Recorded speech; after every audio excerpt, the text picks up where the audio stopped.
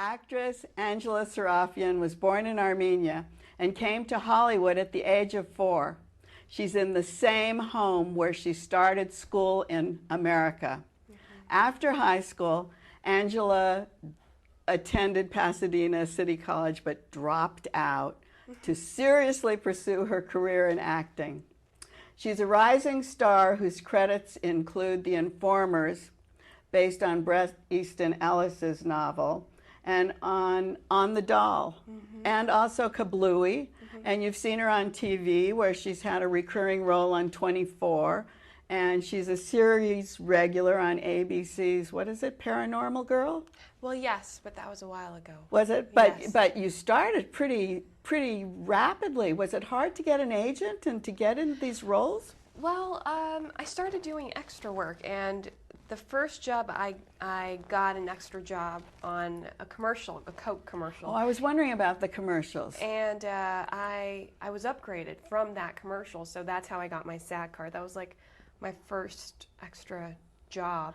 And how do you become an extra? You just read about it and go on? My mom, she did some research on finding a kids' background talent agency. And how old were you then? I was 16. Oh, so you were just still a teenager? I was, yes, and or still? No, I'm not. No more. Not anymore. But I was fairly young, and I got upgraded from that commercial. Got my SAG card, and then found an agent. Did you come from a showbiz background? Well, my father's an actor. He is an actor. Was he an actor in Armenia? He was an actor in Armenia, yes. And he did a few films there, and I didn't know when I wanted to pursue acting that he was an actor himself. But you didn't realize it? Well, my desire for acting wasn't because he did it. It was very early on. I was a little girl. I love fantasies and stories and to tell stories, so that's how it started. But you dropped out of school. Did you know what you wanted to do? Out of college, out of college. Yeah. Why? How did you decide that you knew that? Well, I knew that I grew up on stage, dancing ballet, and I played the piano. You know, what is it called? Oh, I can't think of it. Well, classically, I'm classically trained, so I grew up doing all these arts, and I just knew that acting was something that I wanted to pursue. And how did you find an acting teacher? Because you said you really went to work with one of the top teachers here and in London, I think. Is he in London? His name is Tony Greco, and he teaches in Los Angeles and New York. He's taught in London, is teaching in Japan at some point in the year. And the kind of acting he teaches is method.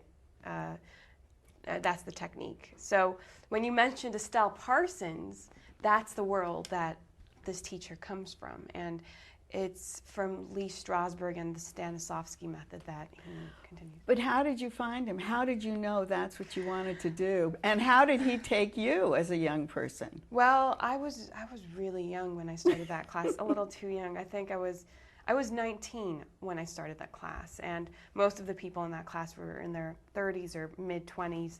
And I was searching for an acting teacher, and my grandmother said, "Come watch Ellen DeGeneres." And I was like, "Oh, no, I'm looking for an acting teacher, Grandma." And she's like, no, come watch Ellen DeGeneres. And so I came and watched, and Amy Smart, who was a student of his at the time, mentioned Tony Greco, and I thought, okay, great, I'm going to look for Tony Greco on the internet, found his phone number, called him, and he said, "Where'd you get this number?" I said, "On the internet," because it was his home number. Oh, it was? Yeah. So then after we spoke, I started class in about a week. Did you? He teaches 3 times out of the year in Los Angeles. So that was February and it's for a month. And I'm in class now. I'm in class now with him. Then you did commercials, and you said, did you ever work on stage singing and dancing? Yes. You did do that. And you made a short film in Florida called, what was it, Velvet? Yes. And what was that short film supposed to do?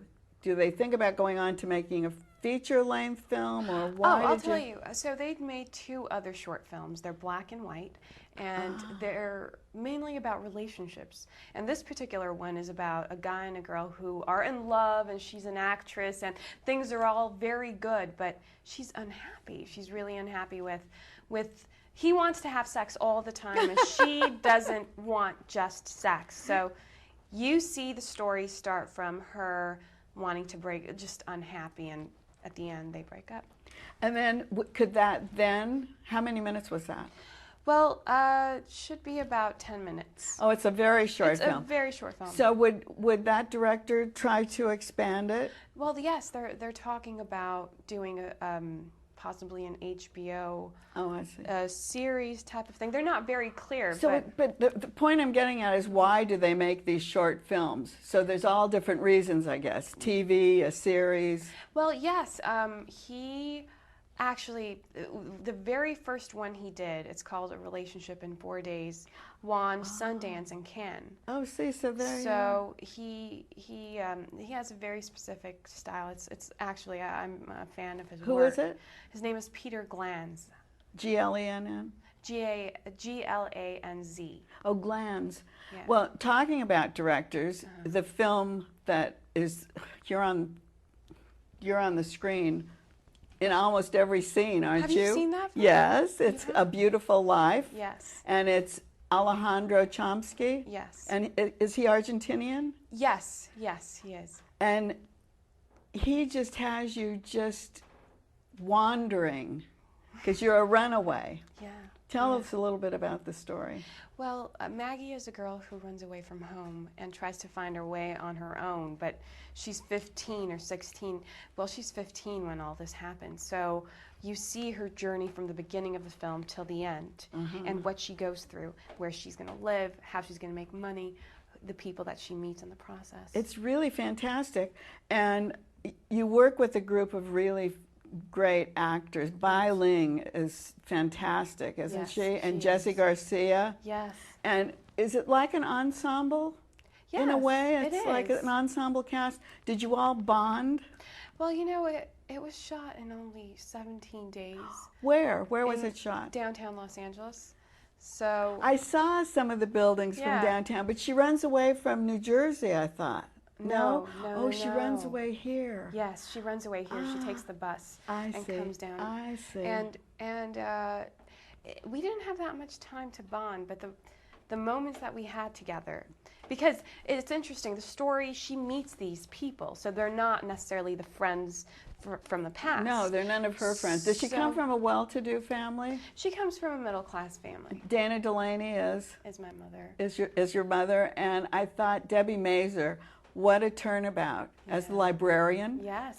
She's like not her kind of a role. Not at all. And she was really very charismatic and very sweet and lovely to work with. And I did see Jessie Garcia in Quinceañera, which was another independent film, and it was shot in L.A. It was shot in Silver Lake, yes. Was it near where you were?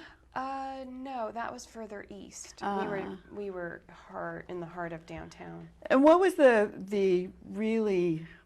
the style of Alejandro Chomsky? His style in of directing.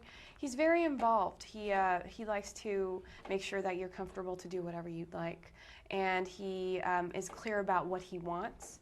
So it's good to have a director that knows what he wants and directs you in the way that he wants you to get there. And did he cast you? Yes. He must have, because he knew you were going to be on the screen. Yes. The whole time. Right. Well, how it happened is I met Deborah, who wrote the script, and after we spoke about the script, I auditioned, and then I met the director and Alejandro and Deborah, then had another reading with Jessie Garcia. That was fantastic. What's up on your schedule coming up? Well, a few movies are coming out, and currently going to go work on Eastwick, which is going to be fun. I look forward to it. Been looking for work and getting some work, so I've been very fortunate, I feel. We're going to watch your career, because I think someone who can take over a film the way you took it over and won us as an audience in A Beautiful Life has to be watched. Thank you very much. Thank you, Angela.